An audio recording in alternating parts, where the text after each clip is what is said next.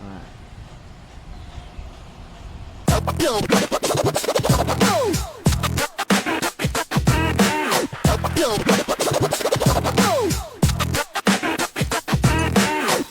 Alrighty, welcome. For those new to my channel, welcome. For those returning, welcome back. This is stage 3 of Tour World Flamme Rouge Racing. And boy, oh boy, was yesterday tough. So I take back what I said when I said looking at the courses. Oh, there's one person going off by themselves. Good luck, buddy. When I said looking at the courses, this time around it doesn't seem as hard because there's not extreme elevations and crazy distances, but yesterday was an hour and a half and only 300 meters of elevation, and it was tough, very tough. And so, like I learned on the previous FRR, doing that kind of performance and sprinting at the same time hurts, absolutely hurts. So with all that said, yesterday I moved up from 7th place to 2nd place. Sup, 2nd place? That's right, I'm in silver for the green jersey points competition. Big deal. And I looked up my number 1 competitor, who's still in first place by like 30, 40 points, something like that. Winning's winning. Which is a good gap. And he yesterday did really good on the sprints. I don't know exactly the times that he got, but looking at his performance chart, I can tell you that Stalker alert. the first sprint he did, he and I basically were neck and neck in terms of power. He was holding right around 900 watts or so for that sprint. But the second sprint, he didn't go as hard. And so if that pattern continues, then my focus has got to be to make sure that subsequent sprints, second, third, fourth, whatever, I keep on the power.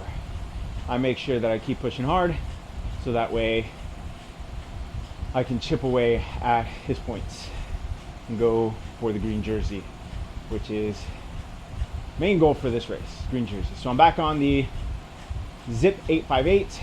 Now I know it seems like an odd choice considering London is reasonably flat, but if you actually look at the terrain map, you'll see London is not flat at all. Lots of 1-2% up, few percent down, and so on and so forth. And so while the Zip 858s are great for flats, because they don't take away anything from the climbs, I feel like they're going to be better than the NV 78s, even though the 78s would help me on the climbs. Because, yeah. So my thought is if I can hold on to the front group on the first climb, which I know is not going to happen, but if I can stay close to them and potentially catch up, That's called foreshadowing. before the second sprint, then I'll be able to use the group like I did yesterday on the second sprint, get a good time, and hopefully stay competitive. But even if I'm on my own, these wheels are better for sprinting than the NVs, and so that should inherently help. So 10 seconds left, and we're about ready to launch on stage 2 of Flamme Rouge Racing. Here we go. All right, so as we get going, typical race start on Zwift, a little bit of extra power off the line. And at first I was holding just under 300 watts and thought I would be fine, but then the group slowly started pulling away. So I had to dig a little bit deeper just to make sure I don't get dropped. And so it is just a factor of Zwift racing. So I'm going to fast forward and jump to where I start to get closer to these sprints, because basically nothing happened between then and now, a whole lot of, some people pushing off the front, typical, Zwift race. You get a couple of people off the front, and it seems especially active on FRR where a couple people will push off the front, and within seconds, people are attacking and, trying to reel them back in, literally not giving anybody space to push forward. And so as we start approaching the sprint here, I watched a couple of different races from different uh, YouTubers who, I was able to kind of see what their, not only how they went into the sprint segment, but also their group. And that became ultra important for me because I wanted to make sure that, I get, I get into the sprint and know what to look for at that segment. While this is a points race and I've ridden London many a times, I want to make sure that, I visualize the approach as I'm getting into it. So you saw there, I just removed my phone and I get the harebrained idea of removing my Zwift Play controllers because at this point, I'm not using them. There's no braking or steering in the race, so they're not going to be effective for me. And ultimately, even though I can sprint with them on, they do kind of get in the way. And so, looking at it, I just kind of see it as a, hindrance. And if I could free my hands up a little bit more, get into a little bit more comfortable position while I'm sprinting, then why not? So as we're approaching, I'm starting to fidget around with where the actual connector is on the play, like where it wraps around the handlebars. Um, and at some point, I'll start doing it on screen. And so, with the magic of editing, I just jump forward to that segment because no need to waste minutes. So I start to, fidget around. And again, this is all on the approach to the sprint. And I'm kind of doing my best to fidget my way through it, but also keep an eye on the group. As you can see, we're not really doing a hard tempo. We basically stayed in zone 2 for a majority of this first part in London. And that was a bit upsetting because, it is a long stage. And to extend it by going slower, it really was just made it a little bit more painful than maybe necessary. And so as I finally figure out how to get that second Zwift play off and out of the way, at this point, my focus is approaching the sprint. Now, again, watching others race, I knew that as we hit this courtyard area or London Square, whatever it's called in real life, as we approached it, I knew that it was basically going to be a long straightaway, a U-turn, a bend, and then a left hand into the sprint segment. And so that's what was going through my mind at this point. So I'm just going to fast forward to that sprint. So as we approach the bend, I know that it's going to be a quick maneuver. Now in other videos, people started pushing harder on this part. So I kind of expected that. I ended up getting into my 5311 was, as you can see, my RPMs are super low, 40, 44, 45 RPMs, and didn't really feel like I was in the right spot. But I stayed there because I didn't want to make a change at that moment. And so as everybody launches their attacks, I launch with them and kind of hold my power through it, which right now is over 1,000 watts. Wow. That's awesome. And so as I get to the top of the sprint, came in sixth place. And I got to say, while I did good coming across the line in sixth, I feel like the effort itself, I feel like I was in the wrong gear. I should have stayed in the 5312 because I was pushing slower and my RPMs were much slower than I wanted them to be on the sprint, even though I did hold over 1,000 watts almost the entirety of it, which is great. But if I feel like it was too much effort for my results. And so that's where we're left at on this sprint. And so again, long flat, and just kind of the group stays together till the first climb. So I'm just gonna you know, jump to where we hit the climb. And so as we approached the climb, I didn't realize this at the time, but Marky Marks from the Kaboom team was in this race as well. So I reached out to him and apologized for the little attack that I did uh, just prior to hitting the tunnel. I don't want to, anyone that I know that I'm racing with, uh, whether or not they're on different teams, um, especially since he's not a direct competition to me, he's in a higher category group. I don't want to make them work harder if I don't have to. And as we hit the climb here, I knew that staying with this front group was going to mean the difference between having a strong sprint on the second go around or not. Because when you're on your own, especially for the sprints, you don't have other riders that you can draft off of. And that can, that is going to ultimately lead to being able to having to put out more power and maybe get a slower result. And so again, I want to approach these sprints tactically and make sure that I'm, you know, doing everything I can from a game standpoint to get the best results possible. And so as we're going through here, going through the climb, I'm just slowly slipping back and watching the front group just kind of continue pushing forward.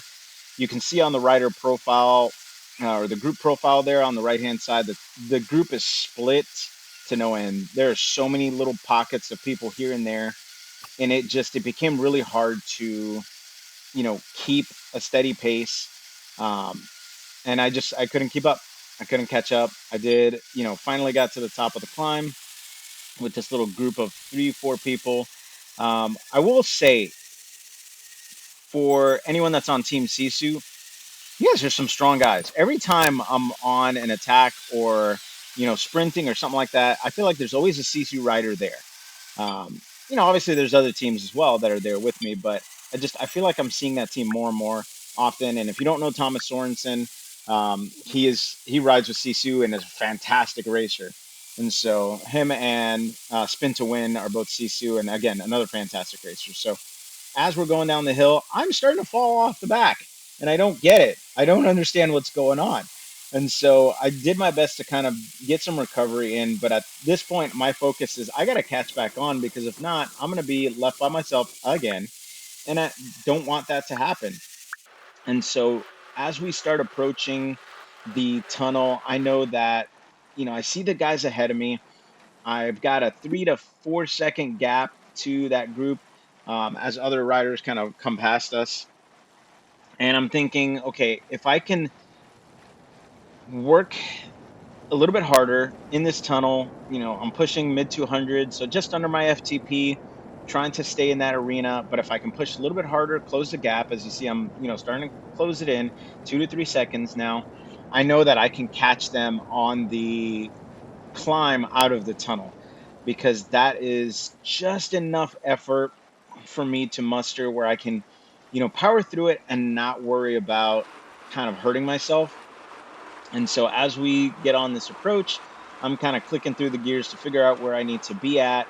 I feel good, feel comfortable in what I'm left with. And so I start ramping up my RPMs, because at the end of the day, even if you're on a higher gear, if you can get your RPMs high, then you'll be able to tackle this climb.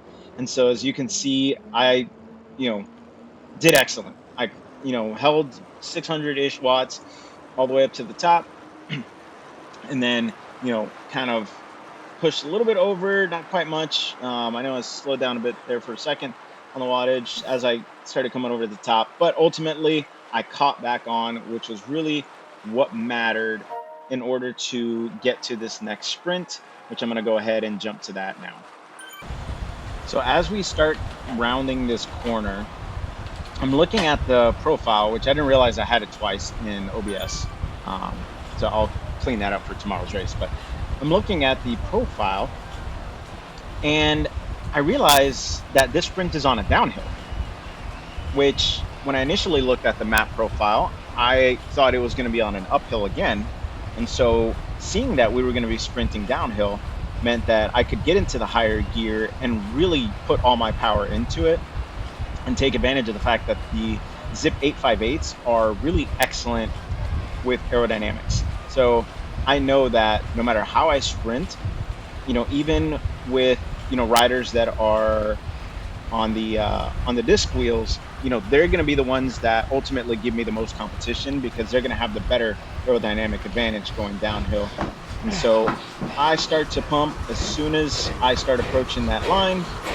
You see the Sisu rider next to me start to go, but at this point I was gone, held my wattage and crossed the line. I Fuck was so yeah. excited.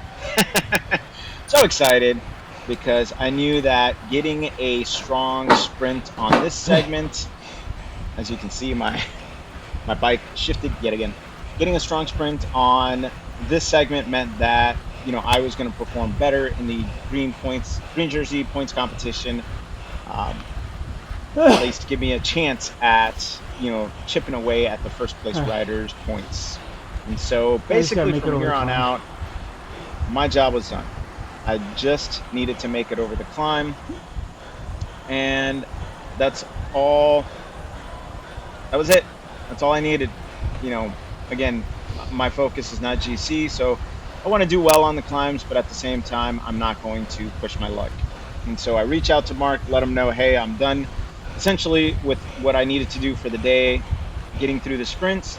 And so if he needed help drafting all the way up to the climb, I could do that for him, just so that way I can help him in his race.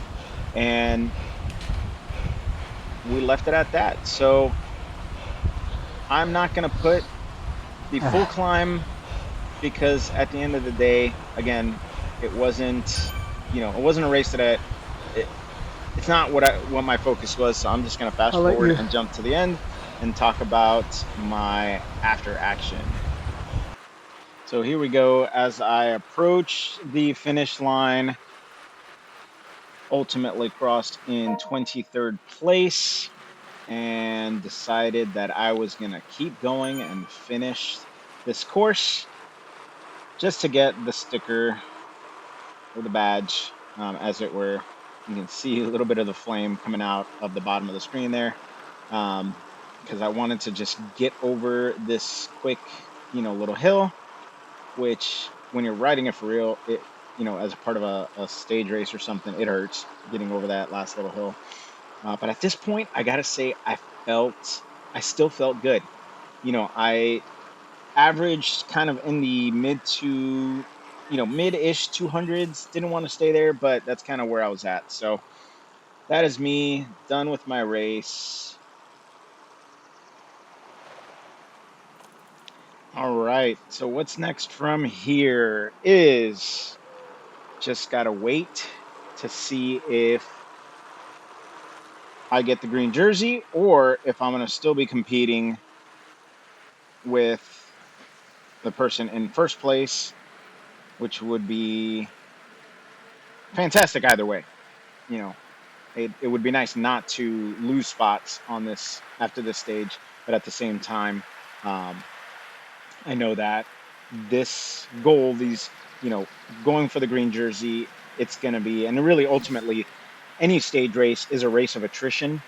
The longer you can outperform your competition, the better you'll do. So I will catch you guys on the next race, and we'll find out whether or not I don the green jersey. Guys, Miguel from that thing you just watched. If you know where that reference is from, please leave it down in the comments below. One of my favorite channels. If you enjoyed this video, please hit the subscribe button. Watch videos, playlists, whichever pop up. But thank you so much for joining me on this journey, and I hope to see you next time.